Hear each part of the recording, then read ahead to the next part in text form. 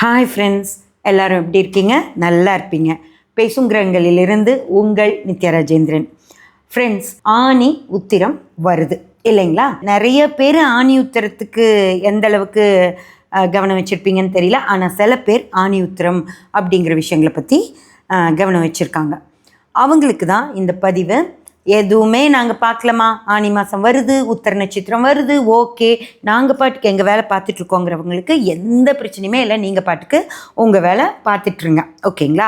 ஆனால் ஆனி உத்திரம் வருது, ஆனி உத்திரத்துக்கு திருமஞ்சனத்துக்கு கொடுக்கணுமா, நான் என்ன பண்ணணும், எப்படி பண்ணணும் அப்படியெல்லாம் கேட்குறீங்கள, அவங்களுக்கு மட்டும்தாம்மா இந்த பதிவு. ஆனி மாதம் வருது. ஆனி மாதம் மிக முக்கியமான மாதம். ஆனி மாதம் அப்படிங்கிறது மிதுன ராசியை தான் நம்ம ஆனி மாதம்னு சொல்கிறோம் அப்படின்னுலாம் சொல்லுவாங்க. ஆமாம், சூரியன் மிதுனத்துக்குள்ளே வர்ற நாள் ஆனி தொடங்குது. மிதுனத்தை விட்டு வெளியே போகிற நாள், அதாவது சூரியன் கடகத்துக்குள்ளே போகிற நாள் ஆனி மாதம் முடியுது. இதுதான் ஆனி மாதத்துடைய சிறப்பு அப்படின்றாங்க. சூரியன் மிதுனத்தில் சஞ்சரிக்கும் மாதம் ஆனி மாதம், அதனால் சிறப்பு வாய்ந்த மாதம். என்னங்க சிறப்பு? எனக்கு புரியவே இல்லை.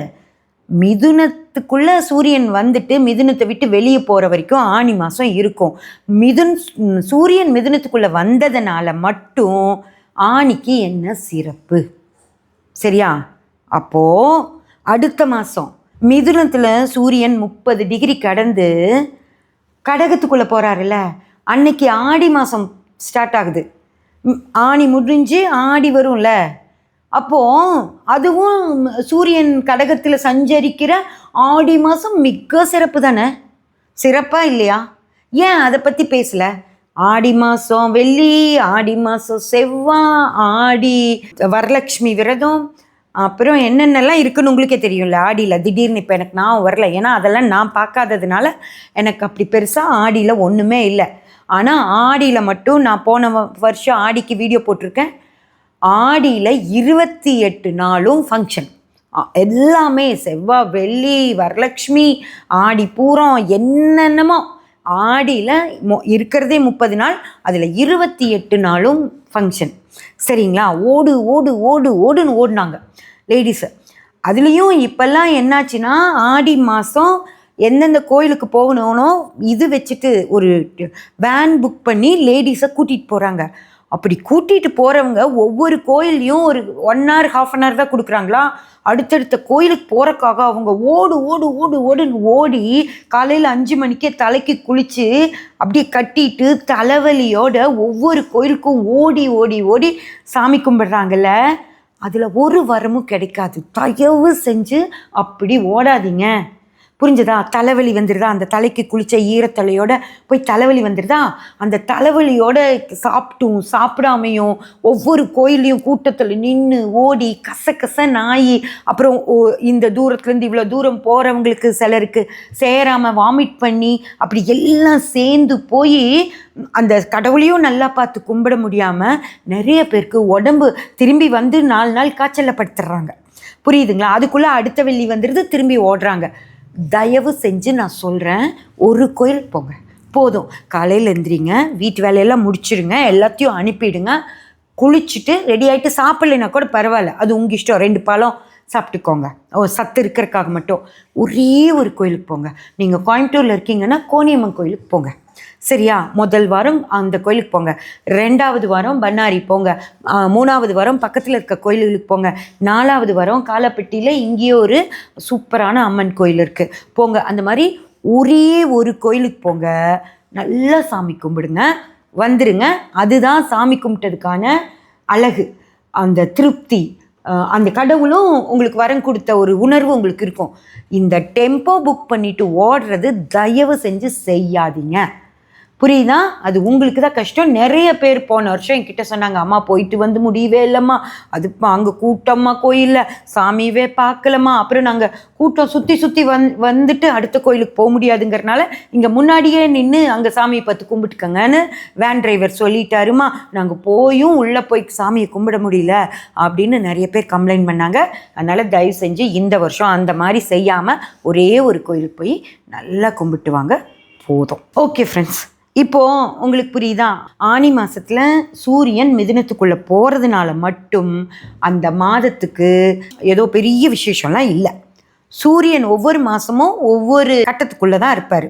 ஆனியில் மிதுனத்தில் இருக்கார், ஆடியில் கடகத்தில் இருப்பார், ஆவணியில் சிம்மத்தில் இருப்பார், புரட்டாசியில் கன்னியில் இருப்பார், ஐப்பசியில் துலாத்தில் இருப்பார், கார்த்திகையில் விருச்சகத்தில் இருப்பார். அந்த மாதிரி சூரியன் இப்படி ரவுண்ட் அடிச்சுட்டே வந்தால் தான் அடுத்த ஆணியில் திரும்பி மிதுனத்துக்குள்ளே வர முடியும்.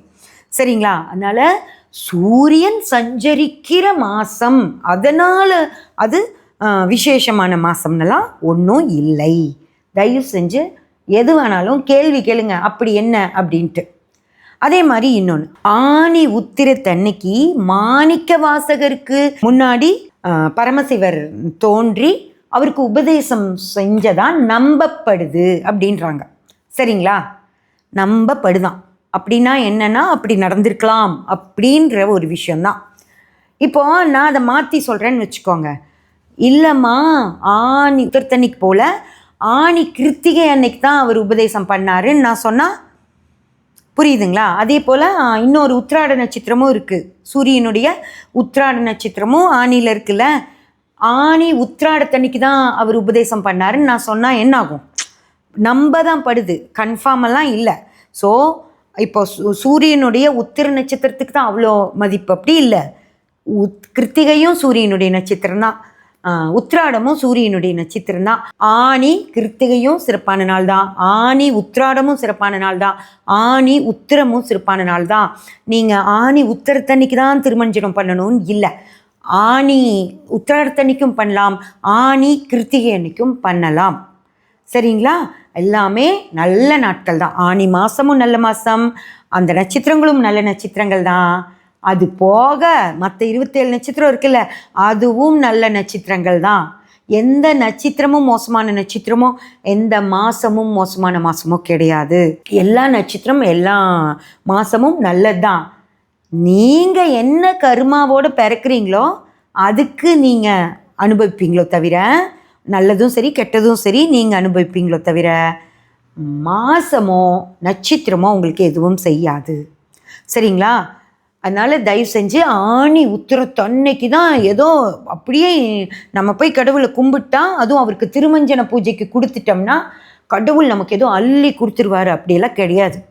அவருக்கு பால் அபிஷேகம், தயிர் அபிஷேகம், பன்னீர் அபிஷேகம், இளநீர் அபிஷேகம், அந்த மாதிரி சாப்பிட்ற பொருட்கள் எல்லாம் அவருக்கு கொடுக்குறக்கு பதிலாக யாராவது இல்லாதவங்களுக்கும் குழந்தைங்களுக்கும் கொடுத்தீங்கன்னா அவர் இன்னுமே அவருக்கு பண்ணுறதை விட அடுத்தவங்களுக்கு, அந்த குழந்தைங்களுக்கு இல்லாத குழந்தைங்களுக்கு கொடுக்குறத ரொம்ப ரொம்ப சந்தோஷமாக ஏற்றுட்டு உங்களுக்கு ஏதோ செய்யறதுக்கு கடமைப்பட்டவர் ஆயிடுவார். சரிங்களா? ஆனால் அவருக்கு திருமஞ்சனத்துக்கு கொடுத்து தான் ஆகணும் அப்படின்ற அவசியம் கிடையாது. நீங்கள் கோயிலுக்கு போய் சாமி கும்பிட்டு வந்தாலே போதும். அதுவும் ஆனி உத்திரத்தன்னைக்கு போகணுன்ற அவசியமும் கிடையாது. நீங்கள் ஆனி மாதம் எப்போ வேணாலும், என்ன கிழமை வேணாலும், என்ன நட்சத்திர நாளில் வேணாலும் நீங்கள் போகலாம். ஓகேங்களா? அதுலேயும் அந்த வார்த்தைகள் இருக்குது பார்த்தீங்களா, அந்த வார்த்தைக்கு தான் நீங்கள் ஒரு மாதிரி மயங்கி போய் ஓ நம்ம அப்படி கும்பிடணும் போல இருக்குது அப்படின்னு நினைக்கிறீங்க. என்ன மாதிரியான வார்த்தைகள் தெரியுமா அது? பிரபஞ்சத்தை காத்தருளும் பிரபஞ்ச நாதனாகிய நடராஜனுக்கு இந்த நன்னாளில் நீங்கள் செய்யும் திருமஞ்சனம் உங்களுக்கு சகல நன்மைகளையும் ஐஸ்வர்யங்களையும் அள்ளித்தரும். புரிஞ்சுதா? இந்த வார்த்தை எப்படி இருக்குது பார்த்தீங்களா? கேட்டிங்கன்னா இந்த மாதிரி வார்த்தைகள் தான் உங்களை மயக்குது. ஃப்ரெண்ட்ஸ், ஒன்றும் இல்லை. புரிஞ்சதுங்களா? நீங்கள் சாதாரணமாக ஒரு அபிஷேக பூஜைக்கு கொடுக்குறீங்க இல்லையா, அதை தான் இதை அவங்க சொல்கிறாங்க. இந்த நாளில் கொடுத்தீங்கன்னா இது நடக்கும். ஒன்றும் நடக்காது. எல்லா நாளில் கொடுத்தா என்ன நடக்குமோ அதே தான் இந்த நாளில் கொடுத்தாலும் நடக்கும். சரியா? இதெல்லாம் தயவு செஞ்சு கேளுங்க. ஆனி மாதம் உத்திர நட்சத்திரத்துக்கு மட்டும்தான் கொடுக்கணுன்னு என்ன அவசியம்? ஏன் நான் உத்திராடத்துலேயும் கிருத்திகையிலையும் கொடுக்கக்கூடாதா?